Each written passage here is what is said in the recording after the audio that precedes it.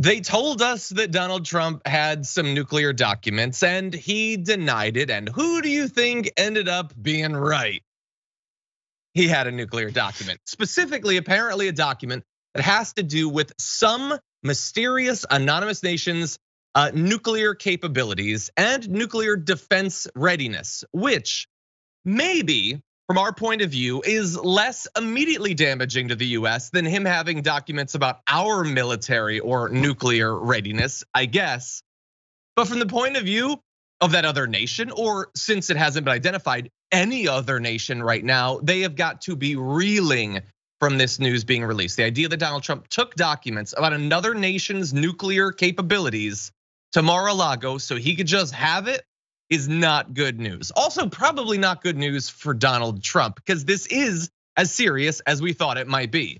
Anyway, to give you an idea of how sensitive these documents were, some of them detail top secret US operations so closely guarded that many senior national security officials are kept in the dark about them. These are people, aides to the president on topics of national security. They're not allowed to see these things. Only the president, some members of his cabinet, or a near cabinet level official could authorize other government officials to even know details about these special access programs. And documents about some of these operations require special clearances on a need to know basis. So just simply having top secret clearance as a general rule is not enough to see these. Some are limited to as few as a couple dozen government personnel authorized to know even about the existence of these operations. We're not even talking about like operational details of them. Simply the fact that they exist at all is so closely guarded that only a couple of dozen people even know it. Records that deal with such programs are kept under a literal, not metaphoric, lock and key, until they get to Mar-a-Lago, and then the lock and the key go out the door, literally. Almost always in a secure, compartmented information facility with a designated control officer to keep careful tabs on their location. In this case, though, they were stored at Mar-a-Lago with uncertain security, which, by the way, calling the security uncertain is a generous move on the part of the Washington Post there, and apparently had been kept there for about 18 months. And I will remind you, as I alluded to in the beginning, when we initially had the leak, which admittedly, there was no evidence of this when they told us that these had to do with documents involving nuclear programs, nuclear weapons. They just said that it was.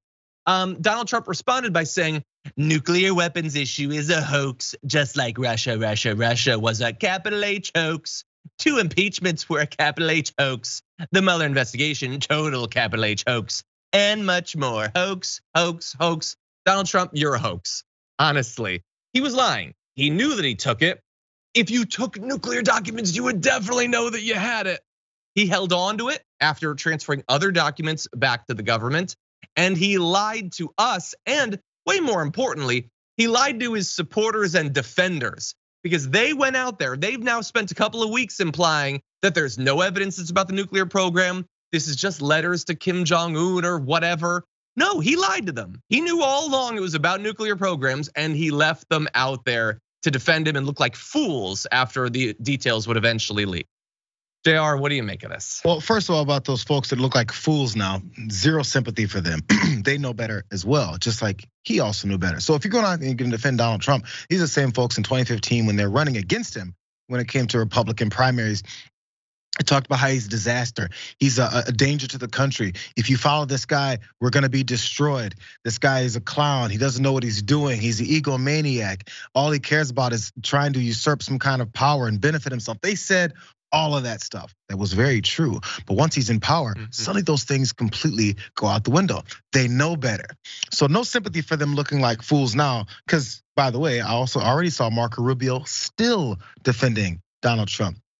Because that's just how they are. There's followers of their leader, of their MAGA king. Now, by the way, this threw me off a little bit. I'm thinking, I went through all of these details about how they keep these documents literally under lock and key.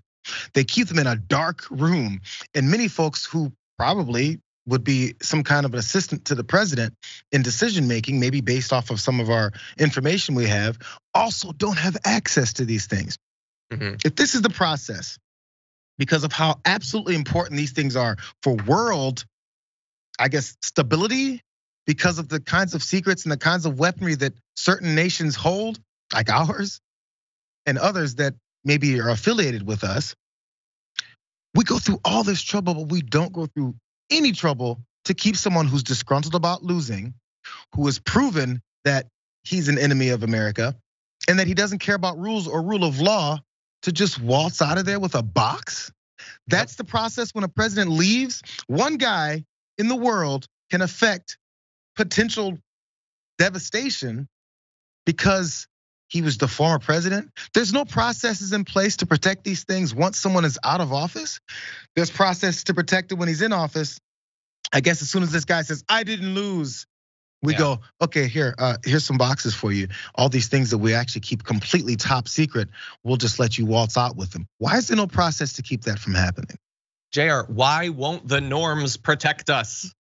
It should just take norms. No, norms are only as good as the people that they govern, and these people are really bad. Yeah, we need laws and we need a culture of consequences when laws are broken. Unfortunately, we don't have that. And by the way, sorry, John, even if you're a president that everyone just loved and did things on the up and up and brought prosperity to the country and everyone's doing great and there's not one person that can say a bad thing about you, keep that guy or woman from also taking those secrets away as well, because I don't want them having it either. I don't care who it is.